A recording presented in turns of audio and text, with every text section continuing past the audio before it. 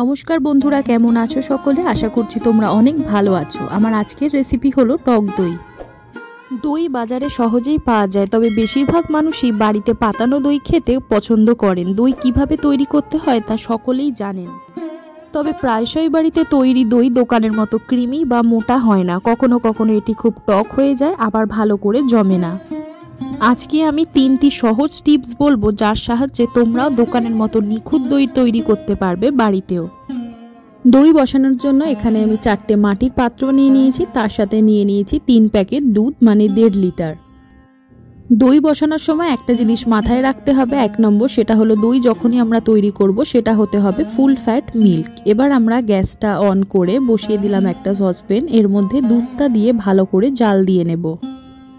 আমি বাড়িতে যখনই দই বানাই তখন ফুল ফ্যাট মিল্ক ইউজ করি, মানে আমুল গোল্ড দুধ। তো তোমরা সবসময় আমুল গোল্ড দুধ বা ফুল ফ্যাট মিল্ক নাও পেতে পারো, সেই জন্য আজকে নর্মাল একটি দুধ দিয়ে তোমাদেরকে দেখাচ্ছি কিভাবে পারফেক্ট দোকানের মতো দই বাড়িতেও তোমরা করতে পারবে।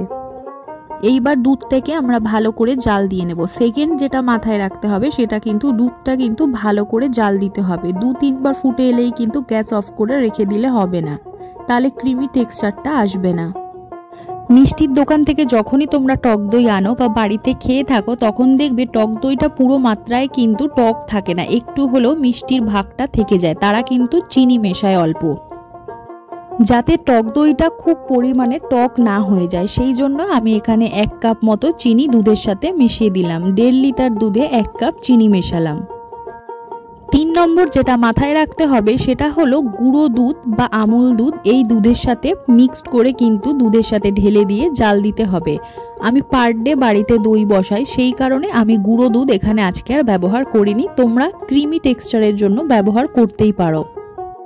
দুধে চিনি দেওয়ার পর আমরা আরও কয়েক মিনিট ধরে দুধটাকে ভালো করে ফুটিয়ে নেব। দুধে চিনি দিলে দুধটা কিন্তু আরও পাতলা হয়ে যায়। আমি এখানে 6 থেকে 7 বার মতো দুধটাকে জাল দিয়ে নেওয়ার পর একটা ঢাকনা দিয়ে ঢাকা দিয়ে রেখে দিলাম দুধটা ঠান্ডা হয়ে যাওয়া পর্যন্ত। দুধটা ঠান্ডা হয়ে গেলে ফিরে আসছি।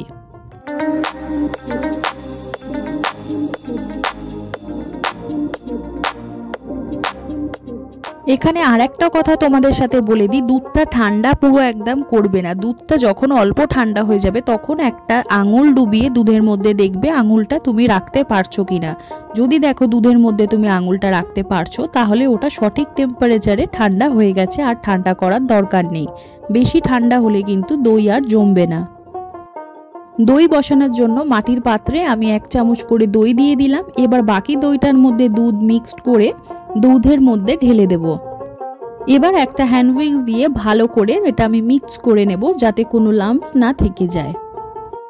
মাটির বাটির ক্ষেত্রেও তাই করতে হবে। এই যে আমি দইটা দিলাম, এটা পুরো মাটির বাটিতে কিন্তু ভালো করে মাখিয়ে নিতে হবে, যাতে যখনই আমরা দইটা বসাবো সেটা যেন খুব টাইটভাবে মাটির বাটিতে ধরে থাকবে, পড়ে যাবে না দইটা। মিষ্টির দোকান থেকে যখনই আমরা দই খাই, দই খাওয়া শেষ হয়ে গেলে দেখবে একটা লেয়ার কিন্তু ভাঁড়ের মধ্যে লেগে থাকে। তার কারণ কিন্তু এইটাই। প্রত্যেকটা মাটির পাত্রে আমি দুধগুলো ঢেলে একটু হ্যান্ড উইক্স দিয়ে এরকম মিক্স করে নিলাম। মিক্স করা হয়ে গেলে এর উপর থেকে আমি একটা পেপার চাপা দিয়ে নিলাম। এবার ভারী থালা বা কিছু একটা চাপা দেবে এর উপর থেকে। আমি এখানে চপিং বোর্ড চাপা দিয়ে দিলাম, তোমরা ভারী থালাও চাপা দিতে পারো। দিয়ে এর উপর থেকে দুটো ডবল করে আমি চাদর দিয়ে দিলাম। চাদরটা এমনভাবে চাপা দিতে হবে যাতে বাইরের কোনো হাওয়া ভেতরে না ঢোকে। ভেতরে যদি সেই হাওয়াটা ঢোকে তাহলে কিন্তু দই ভালোভাবে জমবে না। এইবার সারা রাতের জন্য আমি দইটাকে রেখে দেব সেট হওয়ার জন্য। পরের দিন সকালে ঢাকা খুলে দেখো দইটা কত সুন্দরভাবে জমে গেছে। আমি যখনই দই বসাই তখন রাতের দিকে দই বসাই, সকালবেলায় দইটাকে নিয়ে ফ্রিজে রেখে দিলেই কিন্তু ভালো করে সেট হয়ে যাবে।